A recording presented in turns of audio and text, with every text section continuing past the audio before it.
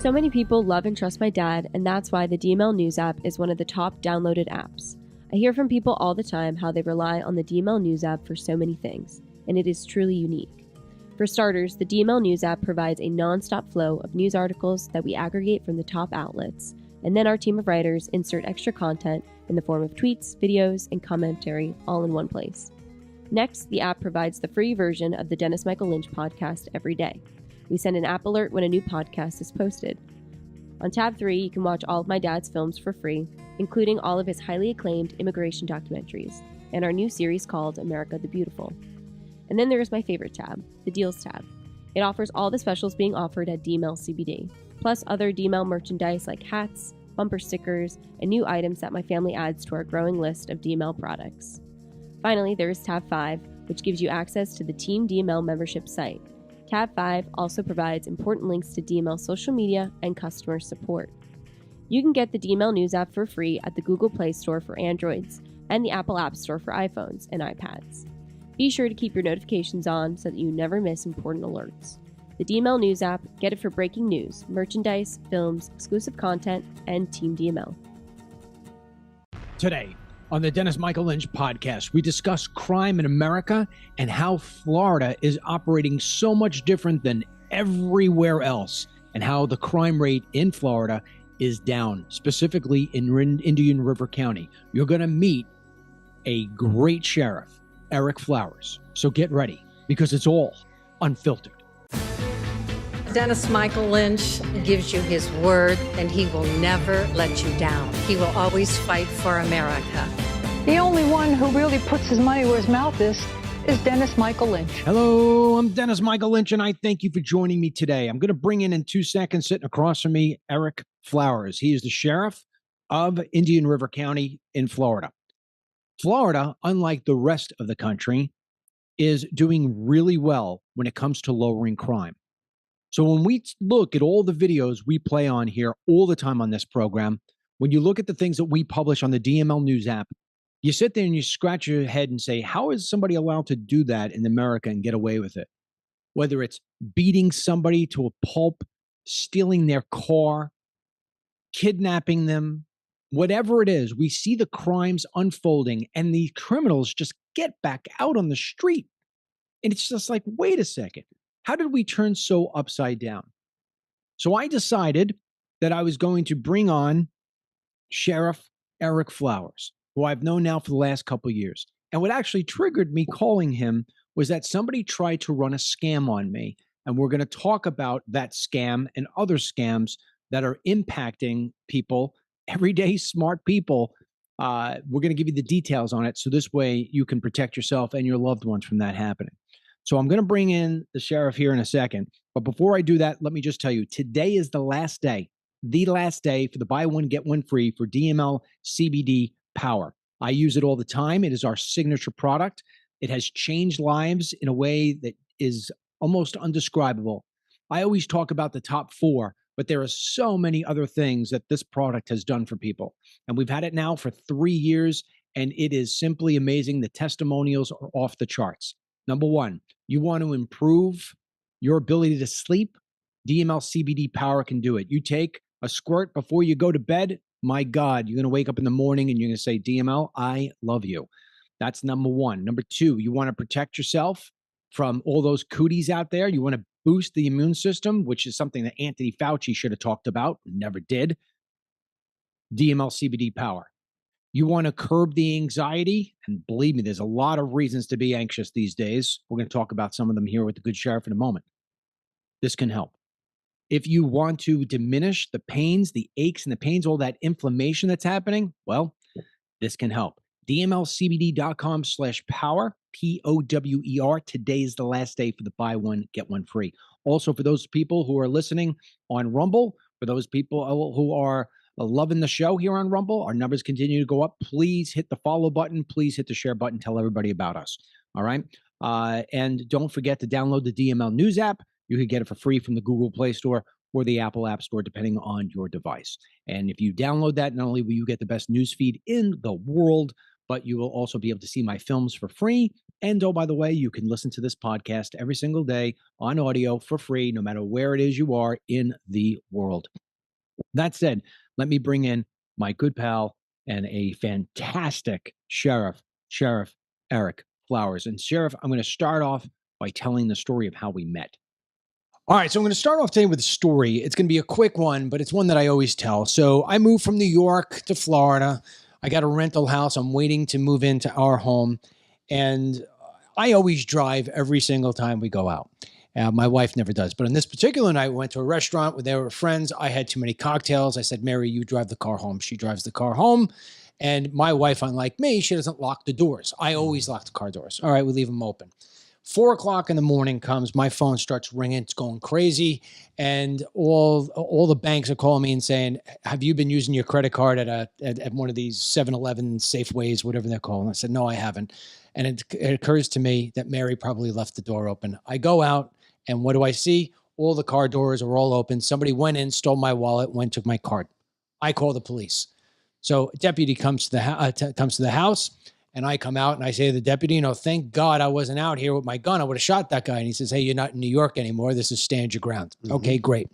So with that being said, he asks me for all the information about my bank accounts and everything else. I give it over to him. He says, all right, we're going to find this guy. And a few hours later, your department is at the 7-Eleven, wherever it is, looking at all the footage and everything else, and you wind up finding the guys. And the part that just blew me away was that if I had still lived in New York, they wouldn't have even have responded to the call by the time you figured out who it was. So I have forever been a fan of Sheriff Eric Flowers.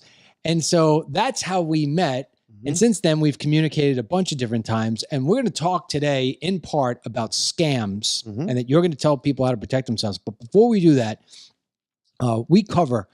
Sheriff, we cover a lot on this program about mm-hmm. crime. We're always playing the videos of stuff that's going around. So you sort of have your act together, and there's a lot of other departments throughout the country who can't get their act together or are just handcuffed by bad governors or whatever it may be. I want to talk to you about that, all right? Sure. Yeah. So you started off the conversation with the key moment, right? You said I moved from from New York to Florida, and there's the moment right there. We're blessed to live in this beautiful state where we have a governor that supports the sheriffs, and we have very strong sheriffs in the state of Florida who stand up against crime and who recognize that people have moved here from some of these blue states, from some of these other places that have gotten soft on crime, who literally California we watch on TV as people just walk out with thousands of dollars with no repercussions, with district attorneys who say, yeah, we're not going to do anything about that. And it's blatantly obvious what those policies do to those places. Yeah. And so people are fleeing those states at great numbers and moving to places like Florida, where we're going to continue to hold the line, and we're going to continue to fight and push back against the policies that got those places into the horrible states that they're in, where you do have police that don't respond to crimes anymore, where you do have law enforcement that sits on the shade tree. What incentive is there for a cop in Chicago to respond to a call? None, right? The only thing that could happen is he's going to get indicted. He's going to get shot at. He's going to get hurt. Why would you leave the comforts of the station or the shade tree or wherever? You get dispatched to a shooting in progress call, probably going to go get a cup of coffee first, maybe get a lunch. Then you show why would you? It's so sad, yeah. But because of what they've done on the backside of this, I mean, I have some folks. Our governor has done a great job. He put in an incentive for people to move here to Florida, $5,000 for cops, for law enforcement. Yeah. If you move from another state and you come here, you take our equivalency test, you jump on board with us, you're going to get a $5,000 bonus from the state for doing it. It doesn't come out of my pocket, out of my budget for the sheriff's office. It's coming out of the state budget, which is fantastic. And I've got guys from Chicago. I've got guys from Kentucky. I've got guys from all over the place that have joined us. Virginia, who have come to be a part of our organization. And, I was out with them training and shooting 2 weeks ago now. I was doing my qualifications as a sheriff. I'm out there. I'm still shooting too. I'm still doing it because you never know, right? I'm out and about doing things. You never know. I might have to be a part of it. And I was talking to the guy from Chicago. And he was telling me this crazy story about a domestic violence situation, a husband and wife, the guy's on a motorcycle, the girl's running him off the road, intentionally like ramming this guy, running him over on his motorcycle. And he says, you know, we have to, they had to call the district attorney for a felony charge. You can't make a felony arrest without their approval, which is nuts to me. Like, that's your job. Why you got to call somebody else to do this? So he had to call, and they said, no, we're not going to do anything about that. And those stories are abundant across the country of people who aren't getting, they're not getting support beyond their job. When I had the whole thing go on with the wallet and your deputy came over, I said, I can't believe this. And he complimented you heavily. He said, you know, he's got our department with a high morale. We take a wallet stolen just as much as we take, you know, a domestic abuse, whatever it may be. Sure. So, I mean, you guys are responding to those calls and you're taking them seriously. What you're saying is that I'm thinking is that the cops in Chicago would love to take those sort of calls as seriously, but they're sort of pointed into a corner that says don't. Without a doubt. So you don't come into this profession wanting to sit under a shade tree, right? There's very few people that get into law enforcement and say, you know, I hope I go 30 years and I never arrest anybody and I never, no, like you want to do the job. You want to take care of people. And it's not that I want to arrest people. I don't get a bonus for everybody to take to jail. It's not that, you know, I hope I never have to fire my gun, right? I don't want to ever have to shoot anybody. But if something presents itself, if a situation presents itself, if a bad guy is out there hurting someone in the community, I want justice for that person. I want to see that person, just like you, they come here into your community, beautiful community. They're breaking into your car. You feel violated. Totally. I want you to know that the law enforcement is here to serve you. And I want that bad guy to know that if he does that, he's going to be held accountable for doing it. It's simple. It's very simple. It's no different than parenting, holding your kids accountable, making sure that they're making their beds and they're doing the right thing. It's very simple stuff. What do you think is, and again, we're going to get back to Florida and how well you've done in your department in a second. But I mean, when you look at Chicago, New York, LA, it's almost every jurisdiction. It's just like crime is running wild. What do you think took us to that spot? How did we go from, rules and laws to wild, wild west? Some of it is liberal courts. Some of it is people trying to enact legislation from the bench, right? You start to have these judges that feel all powerful, that feel like they need to be softer on crime. Some of it comes down from some case law where they start to say, we need to pull back the reins on some things. And some of it is sort of the structure of law enforcement in this country. So Florida sheriffs, I am the chief law enforcement officer for Indian River County. I'm responsible for the entire county. I hold the line. I protect the Constitution. I protect the people. In those other places, you have a police chief who, and you'll notice this, and I want you to start watching for this. When you watch these major incidents across the country, you'll almost always notice that they're not happening in sheriff's offices. They're happening because sheriffs around the country serve in a similar capacity and way. And what's always happening in police departments. And what you have in a police department setup is a police chief works for a mayor who works for, or a city manager who works for a mayor who works for a council. So part of the corruption that comes out of Chicago in the beginning, when you first start to see police reform, when you first see the FBI Academy starting, which I've attended, and police leaders being sent to Quantico to learn and to do these, the nexus for that was mayors were using police chiefs as bullies, as their arm, right? And so if your job depends on this unelected city manager or this mayor, and he tells you go out and do this, you're probably going to do that, whether it's legal, ethical or not, because you want to keep your job. And so that's a huge problem, right? I'm a huge proponent of elected law enforcement leaders. If I could wave a magic wand tomorrow and have every police chief in the country elected, I would do it. Without a doubt, I would do it because it would be the right thing for the people of the United States to have elected law enforcement leaders. Holds people accountable. As soon as I took office, I said, I'm putting body cams in. I put body cams in to protect my guys and girls who are out there doing their job right every day. And I'll tell you, man, it's being proven every day. If you go over and look at our internal affairs, what people are coming in to complain about, courtesy. Most of the time when you look at it and you boil it down, you actually watch that video, it's not really courtesy. It's they don't like what we had to say. Right. We say, hey, no, this isn't illegal, or no, you're in the wrong here. And they don't like what we have to say. And body cams really are good for everyone. And I think I made that decision as an elected law enforcement leader. I have my budget that I get from the county commission. I choose what I do with those dollars. And I decided I was going to put my dollars into proving to the community that what our folks are doing every day is heroic. It's good. It's right. And we're doing right by the taxpayers every day. At the same time, is you can have all the body cams in the world if you want, but if you don't have a DA and the judges behind you, you're never going to screwed. happen. I mean, look at how many cop videos we see where the guy is resisting, trying to run away. Cops are doing the best they constantly can to save their own lives. They shoot, and then they're in trouble. They're the ones going to jail versus the criminal. On the flip side, what I've said since I put in body cameras is the NFL spends billions of dollars on cameras, and we still don't know if the ball went across the line, right?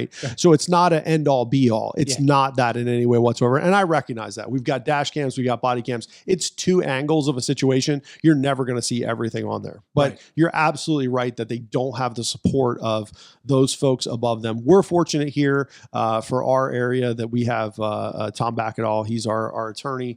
We have a great partnership with them for our state attorney's office. And I think that the majority of Florida has a pretty decent setup. The governor did have to unseat one of the state attorneys on the West Coast recently over some failure to follow through with things. But for the most part, I feel like we're in a pretty good standing in Florida with that. DeSantis just had gone to Chicago, went to New York, was meeting with police officers. A lot of people say that that's part of him, starting to jockey for his national run for president. We'll see. Sure. Stay tuned.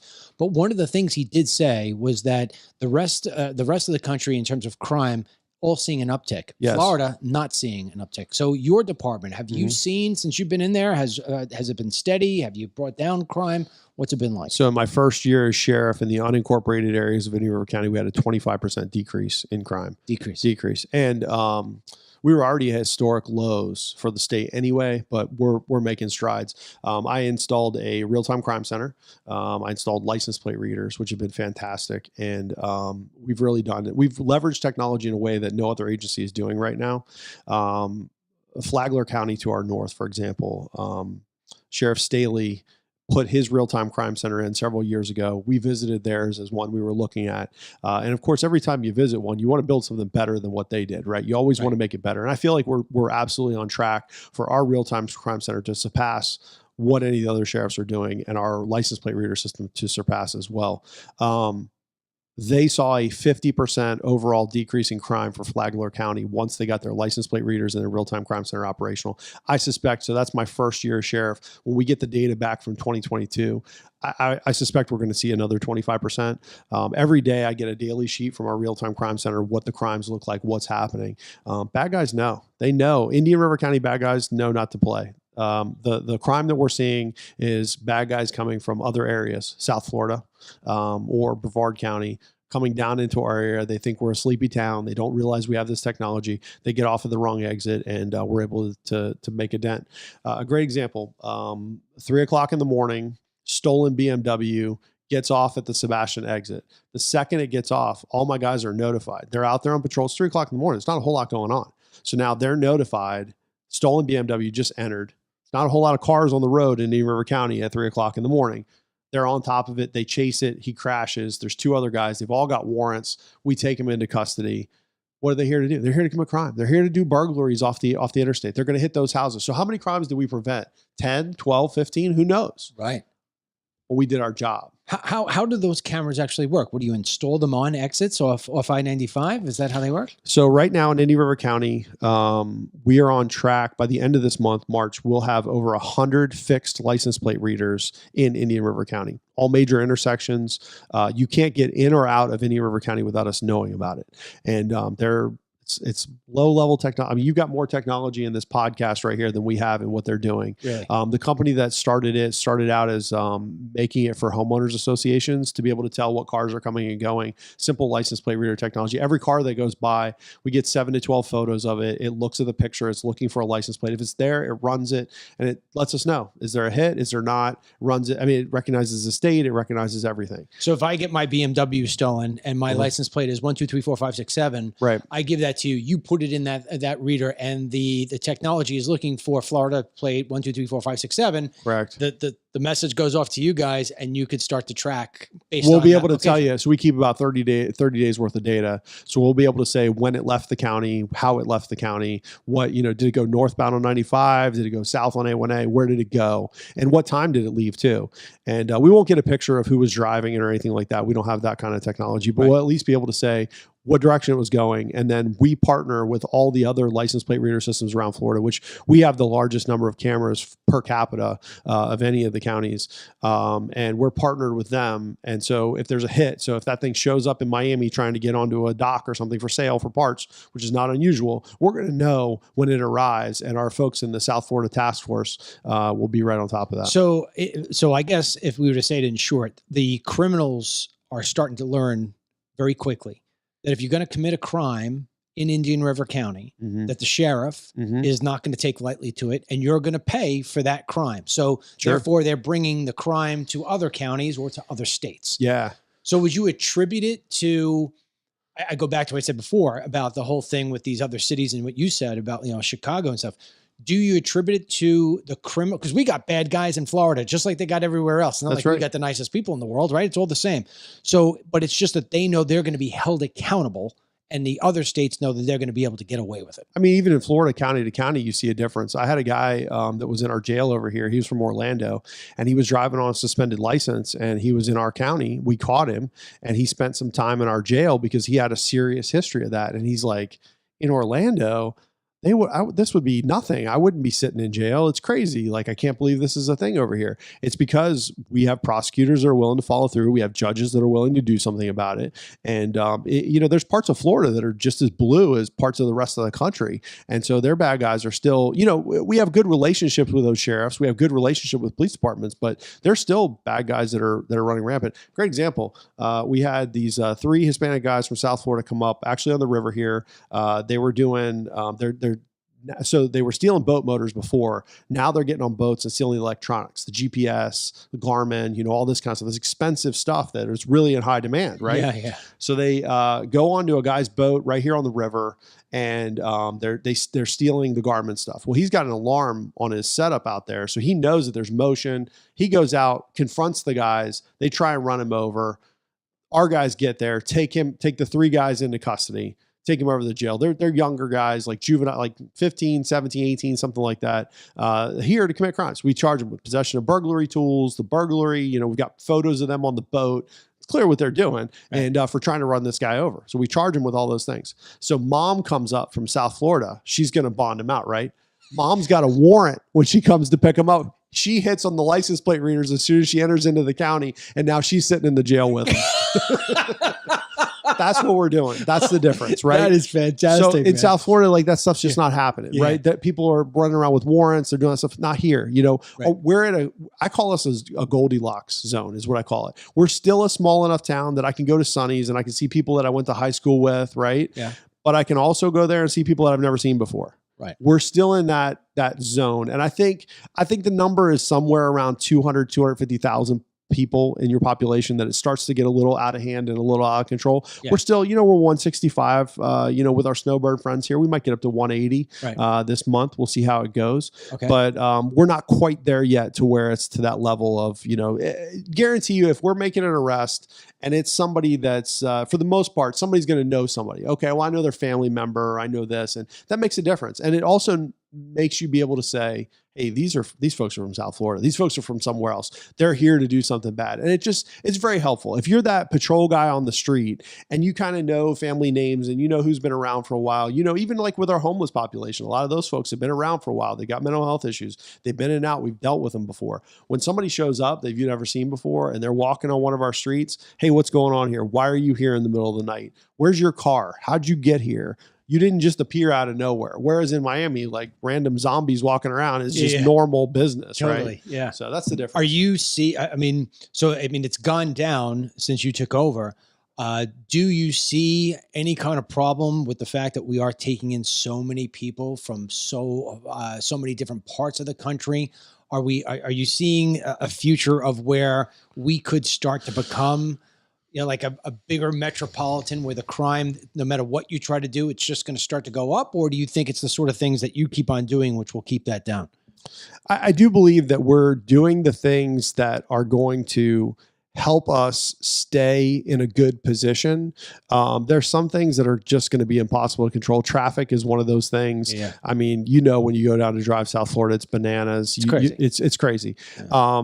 I feel like our driving around now is more like South Florida, and I only have so many folks dedicated to traffic because we're responding to calls for service. We're very busy out there. Yeah. And so it's tough when you don't have enough people to deal with the traffic issues. I'd love to. Yeah. I absolutely love to. I wish I could have my guys out there writing, tickets all day. Yeah. And you notice, maybe you saw them, we put out some of the dummy cars, the empty cars to try and slow people down. Oh, I Did see you it all see the time. those? See it all the Yeah. time. So what happened was that came in as a sort of a suggestion, like through social media channels, like, hey, we think that this is something that we've seen in other jurisdictions. And I said, hey, I'm willing to try anything. If people are asking for it, let's do it. So we put the cars out. So then there was this social media backlash. Oh, they're empty cars. The sheriff isn't doing anything. It's just out there. So this really upset my guys, right? So what ended up happening is the traffic unit started staging up and tucking away where those cars were, because now we put the car out there to tell you to slow down. Yeah. We're being nice about it, right? We're not giving you a ticket. We're being nice about it. The car reminds you, oh, when I see that, I need to slow down. If you're not slowing down, then you need a ticket. And so my guys, especially like Indian River Boulevard right here, Yeah. they were tucking in, hidden. And if somebody was blowing by, one day I stopped out, I saw him tucked in. I said, hey man, how's it going out here? And he said, oh, yesterday, Lewis wrote 27 tickets out here. I said, oh man, that's crazy. So people got the message pretty quick of like, we're putting the cars out there for a reason. Just because they're empty doesn't mean we're not paying attention. And that's a good thing. You just said something to me, which was my next question in there, because you said that the guys were getting upset when they were getting backlash on social media, right? Mm-hmm. The morale of the police across the country seems to be like at an all-time low. I mean, for sure. one of my best friend's son is a cop in New York City, and he's Yeah. just like, he's got his head down. I mean, how important is a strong morale to a strong department? It's critical. And, something that I suffer from, I'm a first-term sheriff. It's only been 2 years that I've been in office. I'm not the kind of guy that goes around beating my chest saying Eric Flowers is doing this, right? Because at the end of the day, I'm the leader. I feel more like a mascot than I do, actually getting things done, because I end up in interviews, I end up in meetings, I end up in things that, I can move the culture and move the agency in the right direction and make things happen. And certainly, the move towards spending the money on license plate readers and things like that, we're all at my direction. Of course, I'm doing that. But at 2:00 in the morning, the guys that are stopping that car, putting their lives on the line, those are the true heroes, right? Those are the guys that really make a difference in our community. And I'm not shy about saying, that's not me. I can go out and do it. I'm still a sworn law enforcement officer. I've got a badge. I've got a vest. I've got it just like everybody else. But most nights I'm at home, and those guys are out leaving their families doing those things. And so there's other sheriffs out there that like to get in front of the cameras and beat their chest and, all this kind of stuff. And that's just not me. That's not the kind of guy I am. I'm more reserved. I feel like you open yourself up for, to be a target for that kind of stuff. I'm more of a we're just going to prove it to you, right? I spent 6 years in our drug unit undercover. I love the idea that we come out of the walls and get you, and we got you dead to rights with a little bow on it for the state attorney's office. And they have no choice but to put you under the prison. That's how I feel about cases. And so that's sort of how I lead too. And my guys know I got their back to the end, do the right thing every time. We will support you. But I'm not going to, if there's an interview, like if our guys do a great rescue or something, I let them talk to the news. I let them get on camera because they're the ones who deserve it. It's not me. It's not about me. Right. And unfortunately, there's a lot of egos in law enforcement. There's a lot of that going on. And I just don't subscribe to that. What about, so when I look at the country right now and I look at the crimes, I get really concerned about the level of drug use.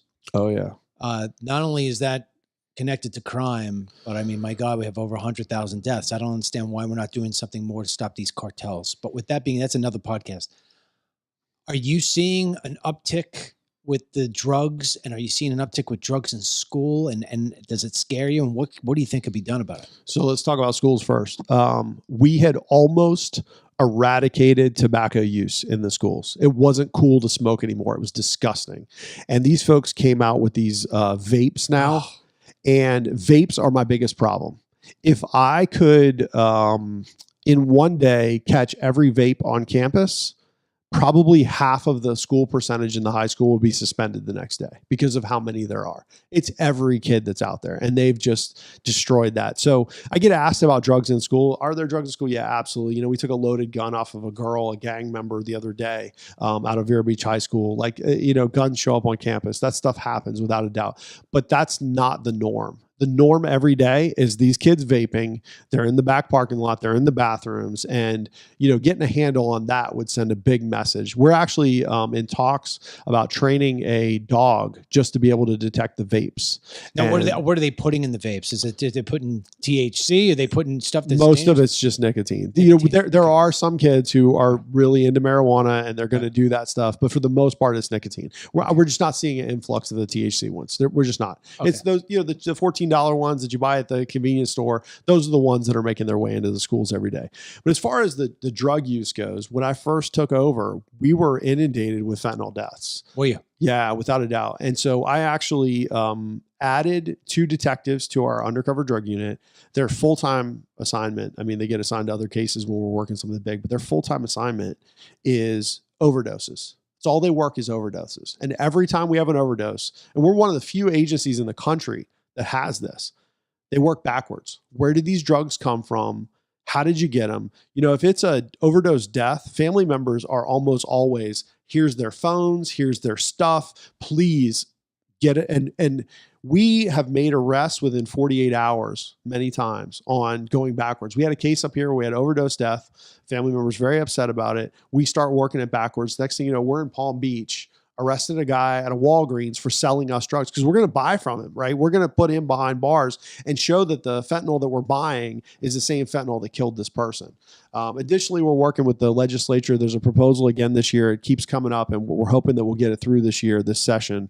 So right now, if you die and you got cocaine and fentanyl and multiple things in your system, there's no way for the medical examiner to say, well, it was the fentanyl that killed him, or it was this that killed him.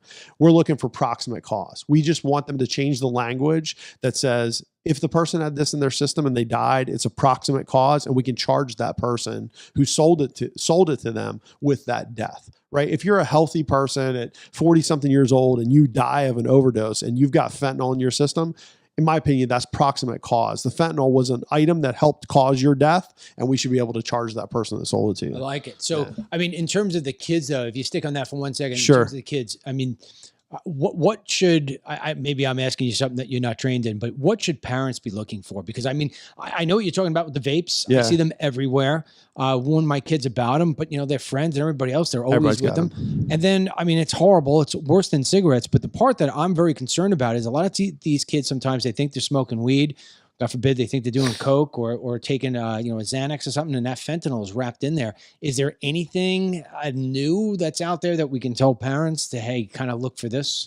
Yeah, so I was actually in our trailer this morning. It's called Hidden in Plain Sight. And we have this trailer that's set up like a kid's bathroom.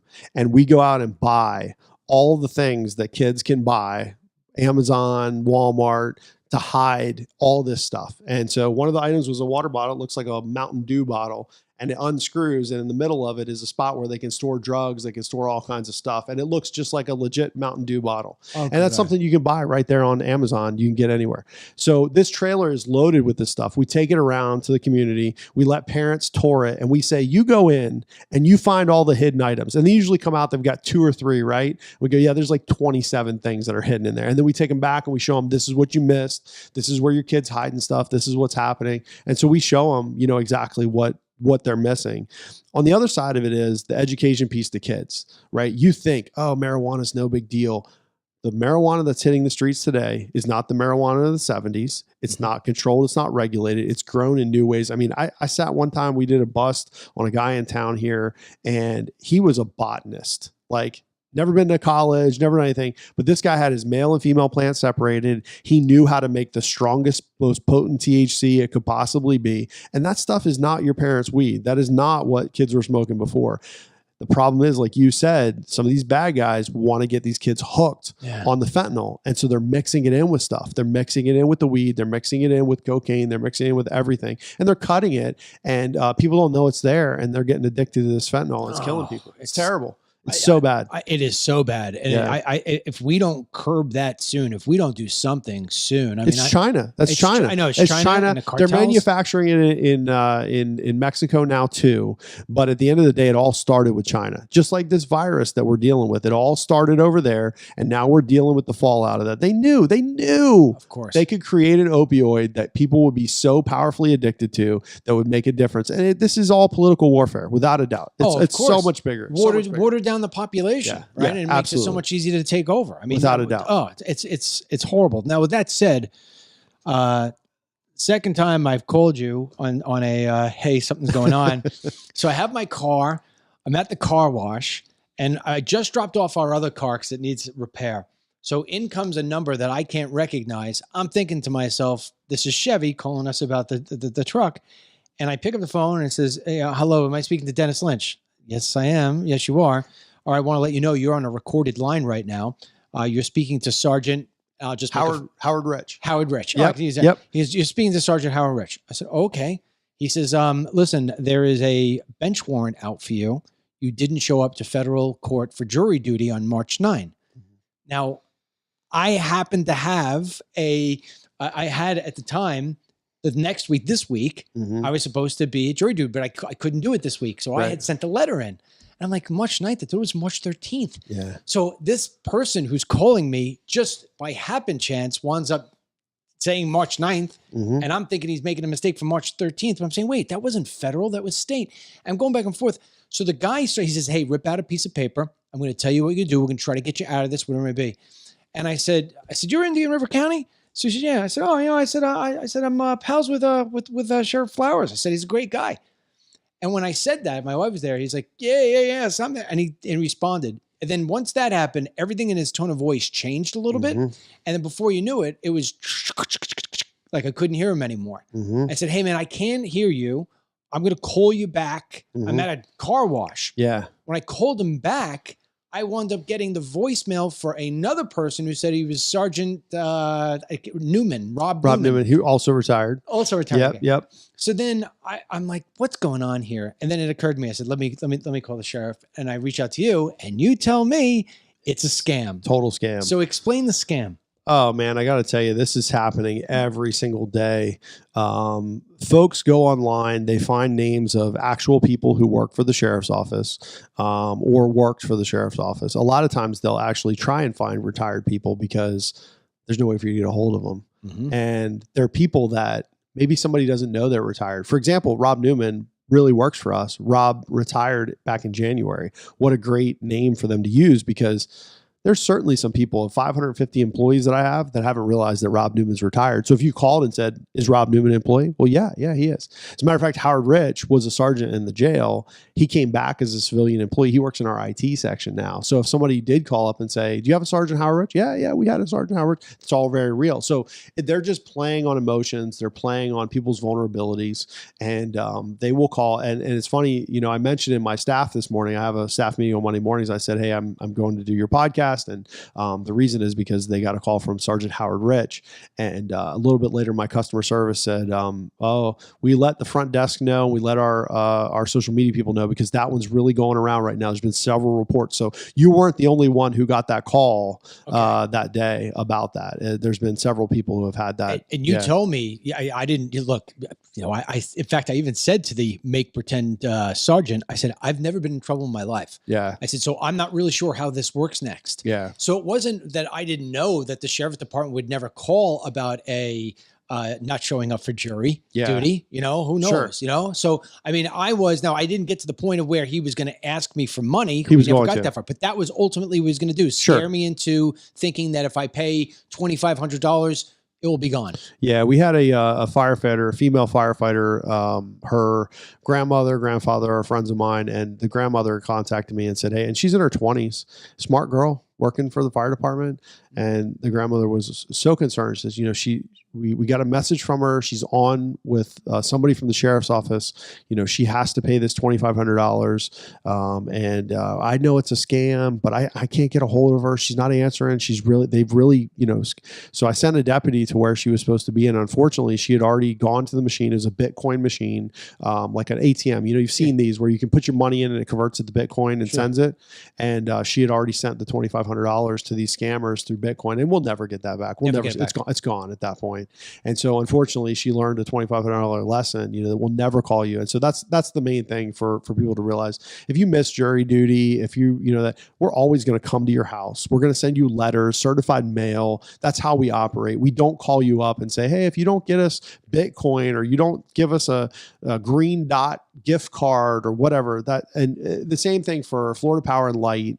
You know, we've had people who have been asked for iTunes gift cards to pay their power bill. Like, that's never going to happen. That's not real. But unfortunately, there's a lot of elderly people that don't know what an iTunes gift card is. They don't know, and they get a call that your power is going to get cut off, and they live on a limited income. They're like, oh, maybe I forgot to make a payment. Maybe my daughter isn't making the payment. I don't know. And they go down there and they get these cards and they give them the information over the phone. So it's really bad. Now, the crazy thing is that when that number comes up. So when the number comes up and I call it back, it's actually a number. I mean, do they go changing their numbers all the time? They can spoof our numbers. So if you have an Android phone, you can download an app. You can make it look like it's coming from any number you want. So you download that app and you go in and punch in the real number from the sheriff's office. Okay. And so you can make it look like it's coming directly from us. Really? Yes. Yeah. I was going to say, I'm trying to see if I can find. Yeah. I mean, here's the phone number right now. Yeah. Right. So it's 978 772 978. So what number do they call They must from? have disconnected. It was a 772 number. 772. Yeah. What's the first three? 400. We don't have anything like that. 8140. All my numbers are 978 772 978. That's how it starts off. So that's a spoof number. That's a number that they So they use spoof numbers and then they disappear with them. Yes. And all the time. Now, the funny thing is, when he called me, I called him back. I got an answering machine with the other name. They're trying to make it look like it at that point. So yeah, it's crazy. These guys are really good. I told you the story on the phone, but I want your folks to hear it. Very intelligent doctor on the north end of the county called me in a panic. He was in Brevard County, which is the county north of us, driving in saying, I've got this warrant in Brevard. I didn't show up for jury duty up there. And I said, Doc, where's your driver's license? I know where you live. You live on the river. Yeah. You understand you can only be called for jury duty in Indian River County. Really? Yeah, that's how they pull it. They pull it from your driver's license. There's no way that you miss jury duty in Brevard County because you can't be called. You know, maybe federal. If he said federal, that's a different story. I might have to look into it. But still, there's not going to be a warrant in a situation like that. You're going to be issued a summons to appear before the judge, explain what happened. It's not going to work like that, right? So I would just tell your folks that make sure, that if you get a call like that, hang up. Look up your local jurisdiction, whether it's your police department or your sheriff's office, or whoever, and then find a number online to call them and say, hey, this is what I'm getting. This is what I'm hearing, and verify anything before you do it. Don't do it from the numbers that they call you from because you will get scammed. You get scammed. Yeah. Are there any other scams you can kind of tell us about that are going on right now that you... The grandparent scam has been going on for years. So what's that? We've got a lot of elderly folks in our community, and they'll call up just like they did you. And they know that these folks have a hard time hearing, especially on cell phones. You know, it's really hard for elderly folks to hear on those cell phones. And they'll say, Grandma, it's me. And they'll say, Billy? Yeah, Grandma, it's me, Billy. I'm in jail in wherever, right? And I need you to bail me out. I'm trapped. You can't tell Mom and Dad. You can't tell them. And many elderly people fall for that scam. Really, really sad. Yeah, it's really crazy. Is it impossible to find these people who are, perpetuating? Many of them are not in the United States. Many of them are overseas. They'll set up locations to protect themselves, essentially, and they can spoof numbers. They can scam call from anywhere. A great one that I had, So I spent about a year as the sergeant of economic crime. So these kind of scams are a passion of mine. We had a situation where there was a number of checks that were being delivered to an address. And so we knew that we thought we had our scammer. Like, okay, this bad check that wasn't supposed to be cut was sent here, was sent there. We identified it. So I sent out the police. It was in Pennsylvania, really nice neighborhood, beautiful house. And I'm thinking to myself, what could this be? How could this be? We go out there and the lady says, I fell in love with a guy online. He's a veteran. He's overseas. He's coming home to see me soon. And he's been sending these checks for me to cash. And I have to wire the money to him. It's from different accounts that he makes money for. And I have to. So she was caught in a romance scam, but they were using her to funnel that money because they knew that they needed to get it out of the United States. And so they were using her to do that. More recently, out in my neighborhood, actually, Point West, where I live out west of town, there's a guy, we got a call, Bitcoin transactions happening. We ended up talking to him.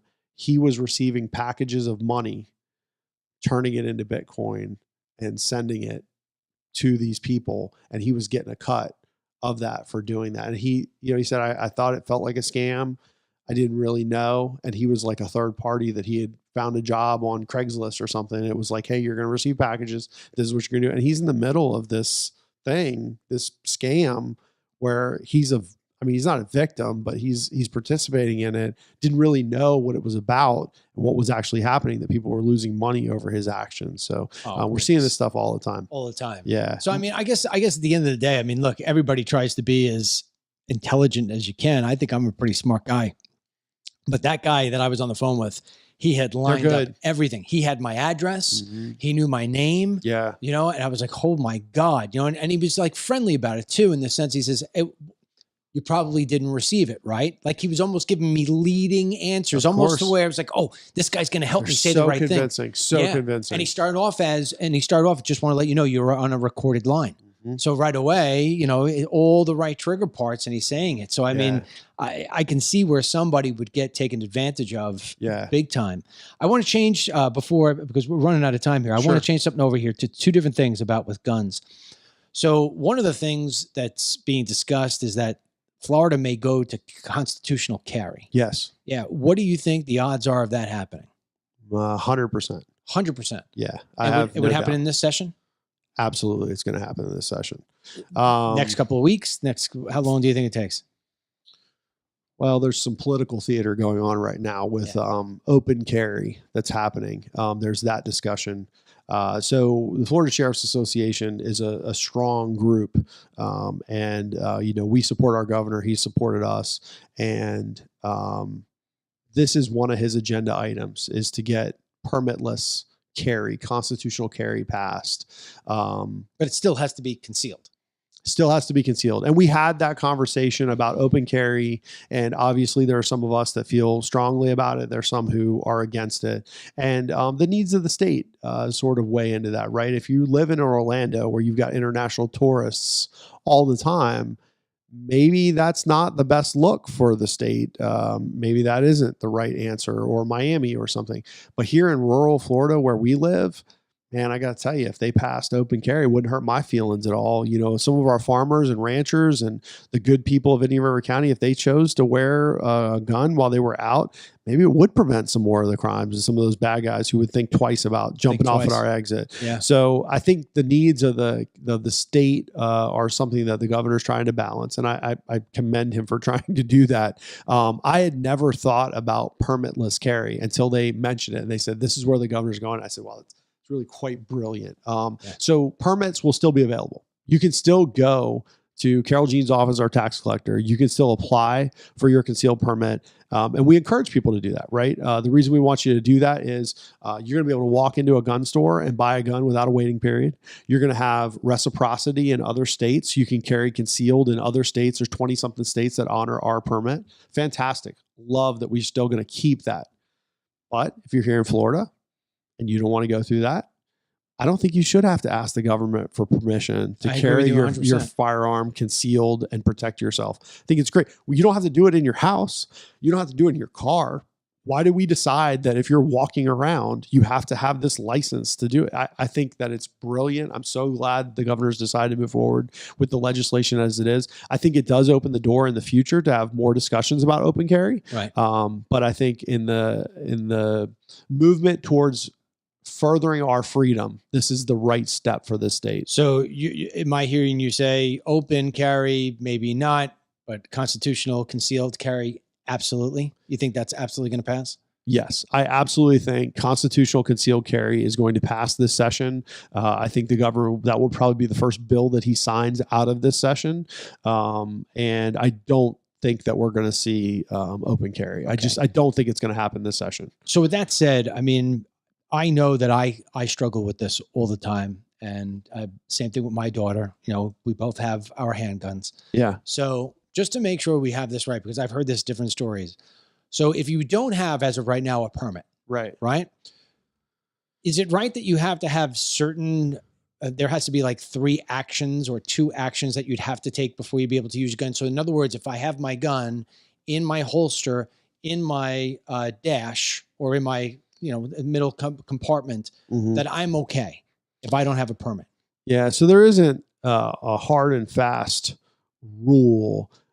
The term is readily accessible that they use. Okay. And so somewhere along the line, somebody created this like 3-step rule or 2-step rule to make people hopefully understand it better. But that's not really, there's nothing codified out there that says that, right? So put it in your glove box.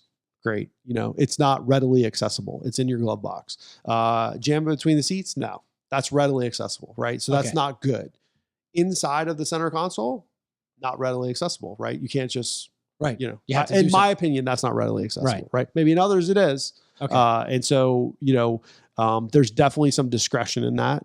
And so in Orlando with their state attorney's office, if you're a bad guy and you've got a gun in the center console and it's just sitting in the center console, they may view that as readily accessible. I can tell you that here in Indian River County, we want people to protect themselves. We want people to legally carry firearms properly. And so we're not pressing that in any way whatsoever. And I've always said that to our folks that, there's lots of good guys who carry guns. Assume that there's good guys with guns out there and treat them appropriately when you find them. It's okay. So assuming you get pulled over, right.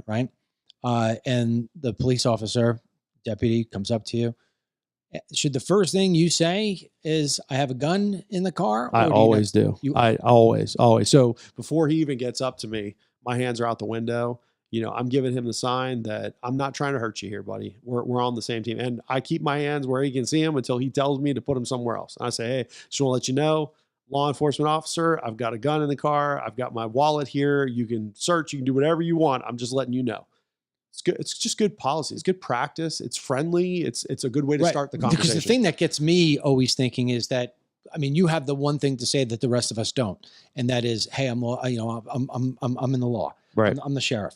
So if I got somebody coming up and I put my hands on the wheel and the cop comes up and I say, hey, you doing, officer? How can I help you? And he says, I need your license and registration because you were driving fast. Now, if I'm keeping that in the same console I got my gun, my concern is because I know he's looking in. The minute I open that up and he sees that gun, human nature, he's going to get a little panicky. Absolutely. So if I say, hey, I have a gun where I have what would you like me to do? So that's what you're saying. It's fantastic. Or what I would do is try and get, they're going to ask you for your license and registration, right? Right. I would go ahead and get that out before they get up there. If you're starting to get pulled over, I'd start getting that stuff out. And then when they get there, say, hey, I've got these documents for you, but I want to let you know, I do have a gun. Keep your hands where they can see them.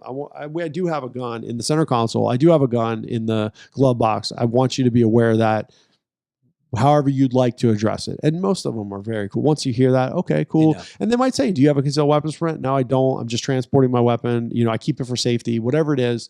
And, they're going to be understanding of that. Because we just saw, I don't know if you saw it or not, but we just did a whole thing about it. And we asked people to send in comments on it. And most people said that they were siding with the cops. I don't know. Did you see the latest video in Utah? With so it was a young guy, 25 years old. He was a law student. Okay. He was in a BMW. And I guess there they have the tags on the license plates for the registration or whatever it may be. So they pulled him over, cop pulled him over, goes up to, and he's got the body cam Right. God, right? And he goes up to them, and the guy just rolls down his window just a little bit. Right. And then he's asking, can I have your license or registration? He says, no, I don't have to give it to you. So he was playing the whole law guy. Sure. And the cop was so patient and asking questions, and the guy was just such a pain in the ass.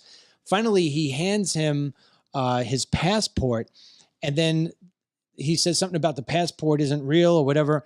And the cop says, I need you to get out of the car now.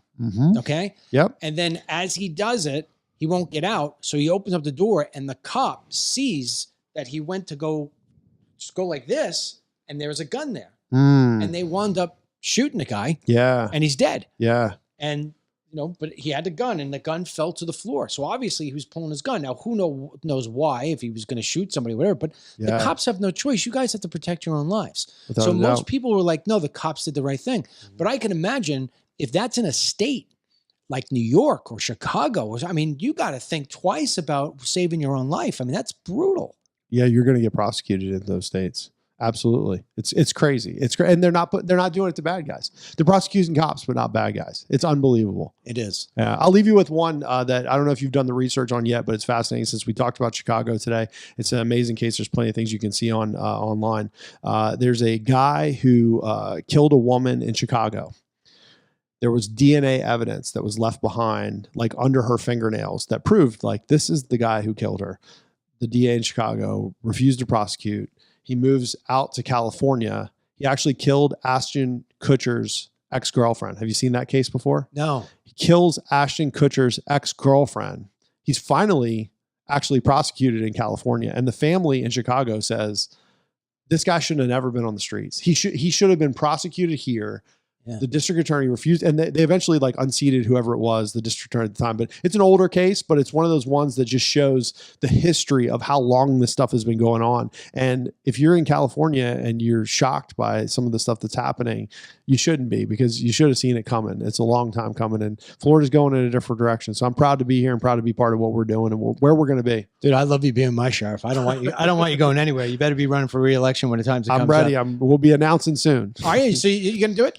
2024. Yeah, that's the next election. Absolutely. Yeah. I'm running. I'm going to run again. So Good for you. For sure. You're going to have every Democrat here, whether they're in the papers or the few that came in from wherever. They're going to try to do whatever they can to get rid of you. Oh, for sure. Yeah. No, I understand that, because we put a lot of bad guys in jail, and they just don't like that. But fortunately, we're still a very red county, and they recognize all the good stuff that we're doing. So then, with that being said, if people want to follow you because they want to know when you're running, whatever, and they want to support you, how is it that they follow you? I'm on Facebook, Sheriff Eric Flowers, and on Instagram, Sheriff Eric Flowers. They can certainly follow me on either one of those. We did a statement about we have school safes with AR-15s in them in all of our schools, and the NRA really liked what I had to say, and they retweeted, or they put me on Instagram or something. I still get crazy like random follows, every couple days, because it pops up from that. So hopefully some of your folks will come out and follow as well, because I love seeing that, and I love just engaging with a good conservative audience. So yeah, well, I mean, look, the problem is that if we get the wrong sheriff, some of the things that we've come to love, that I know,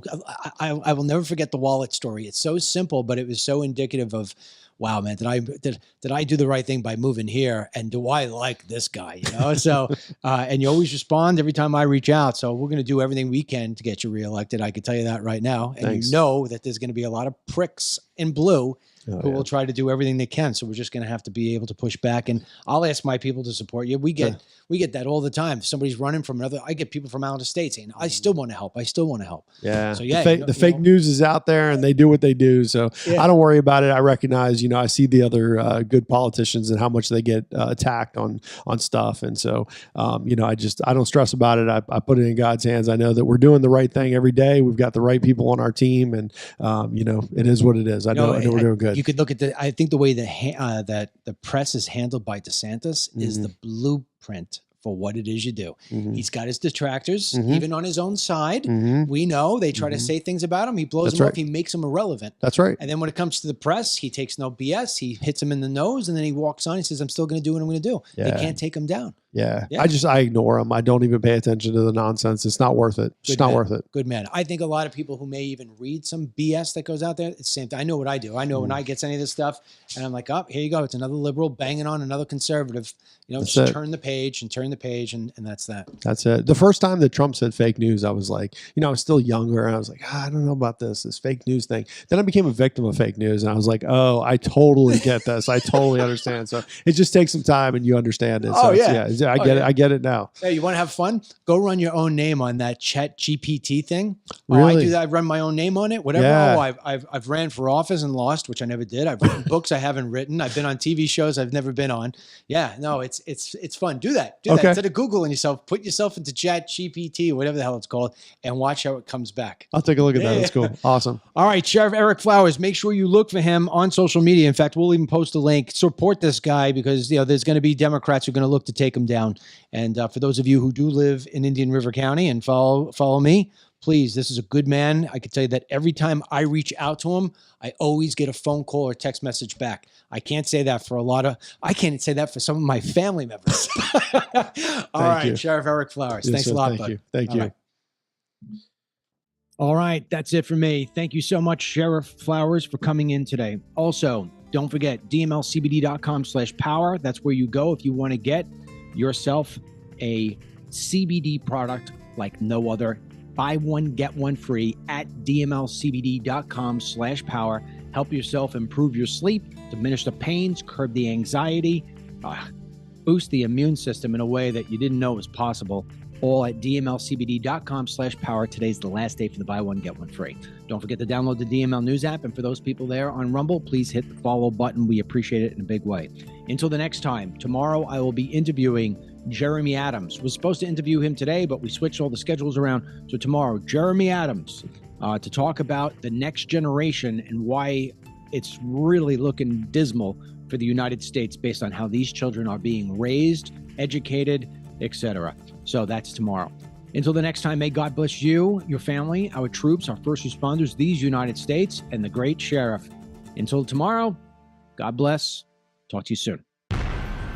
So many people love and trust my dad, and that's why the DML News app is one of the top downloaded apps. I hear from people all the time how they rely on the DML News app for so many things, and it is truly unique. For starters, the DML News app provides a non-stop flow of news articles that we aggregate from the top outlets, and then our team of writers insert extra content in the form of tweets, videos, and commentary all in one place. Next, the app provides the free version of the Dennis Michael Lynch podcast every day. We send an app alert when a new podcast is posted. On tab 3, you can watch all of my dad's films for free, including all of his highly acclaimed immigration documentaries, and our new series called America the Beautiful. And then there is my favorite tab, the Deals tab.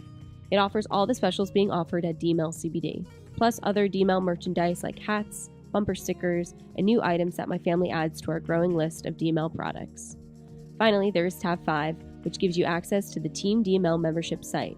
Tab 5 also provides important links to DML social media and customer support. You can get the DML News app for free at the Google Play Store for Androids and the Apple App Store for iPhones and iPads. Be sure to keep your notifications on so that you never miss important alerts. The DML News app, get it for breaking news, merchandise, films, exclusive content,